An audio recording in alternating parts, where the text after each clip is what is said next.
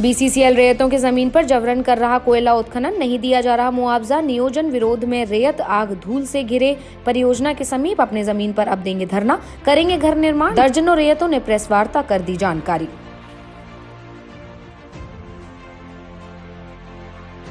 से इस चंदौर में जो तेतुलमारी पैच है, इसके सभी रैयत आज एकजुट होकर के आज यहाँ प्रेस वार्ता के माध्यम से हम यह संदेश देना चाहते हैं बीसीसीएल को, प्रशासन को और हमारे राज्य के मुखिया को, जो आज यहाँ भूमि अधिग्रहण कानून जो कि right to fair compensation and transparency act जो लैंड एक्विजिशन का जो लागू हुआ है 2013 में और जो कि इन्फोर्स्ड हुआ 1/1/2014 को, उसके बाद झारखंड सरकार ने भी इस भूमि अधिग्रहण कानून को मान्यता देते हुए 2017 में झारखंड में इन्फोर्स कर दिया है।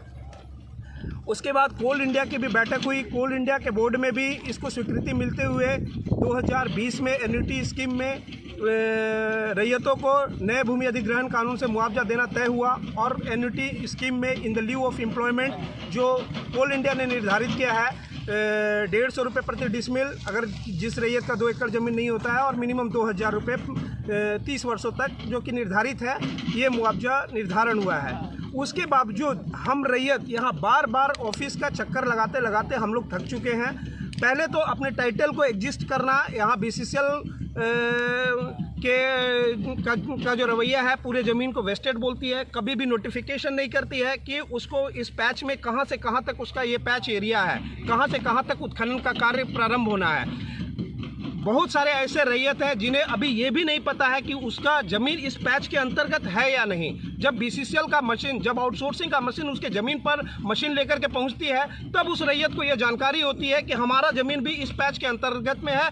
साथ वार्ता हुई, यहाँ पे भू संपदा पदाधिकारी के साथ हुई, महाप्रबंधक के साथ हुई और उसके बाद कोयला भवन में जीएम स्टेट के साथ भी हम लोगों के साथ वार्ता हुआ, जो कि बेनतीजा रहा और विफल रहा। बीसीसीएल अपने अड़ियल रवैये पे कायम है। उनका कहना है कि हम 2012 की ही नीति से ही हम लोग मुआवजे का भुगतान कर सकते हैं, अभी तक हम लोगों ने किसी रैयतों को नहीं दिया है, इसलिए नहीं दे सकते हैं। यही तर्क उनका रहता है जो कि समझ से परे है। इसके लिए हम सारे रैयतों ने संयुक्त रूप से एक निर्णय लिया है और एक कार्यक्रम हम लोगों ने किया है कि 3, 4 और 5 जनवरी 2022 को हम सारे रैयत अपने अपने ज़मीन पर हम लोग अपना बैठना प्रारंभ करेंगे। 3, 4 और 5 तारीख को हम लोग बैठेंगे और डीजीएमएस द्वारा मानक न्यूनतम दूरी तक हम किसी भी प्रकार का उत्खनन कार्य नहीं होने देंगे। और उसके बाद भी अगर 15 दिनों तक बीसीसीएल प्रबंधक चेतती नहीं है और हम रैयतों को मुआवजा के लिए अगर नए अधिग्रहण कानून के हिसाब से तैयार नहीं होती है, तो 20 जनवरी से हम सभी रैयत अपने अपने ज़मीन पर पुनः अपने गृह का निर्माण कार्य प्रारंभ करेंगे। बीसीसीएल का अड़ियल रवैया के चलते हम लोग को मजबूरन पीसी करना पड़ रहा है।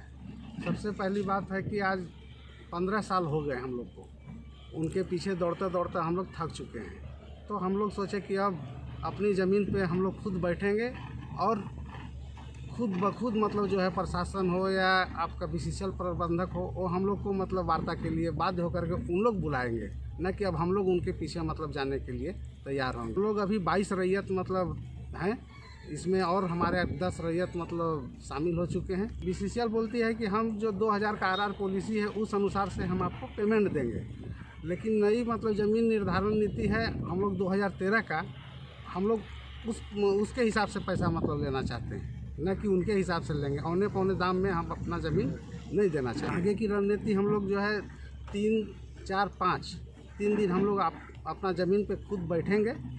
15 दिन के अंदर में अल्टीमेटम मतलब दिए हुए हैं। अगर काम मतलब आगे प्रोसेस अगर होता है तब जो है हम लोग छोड़ेंगे, अन्यथा 20 तारीख से हम अपना ज़मीन पे खुद ब खुद घर बनाना शुरू कर देंगे।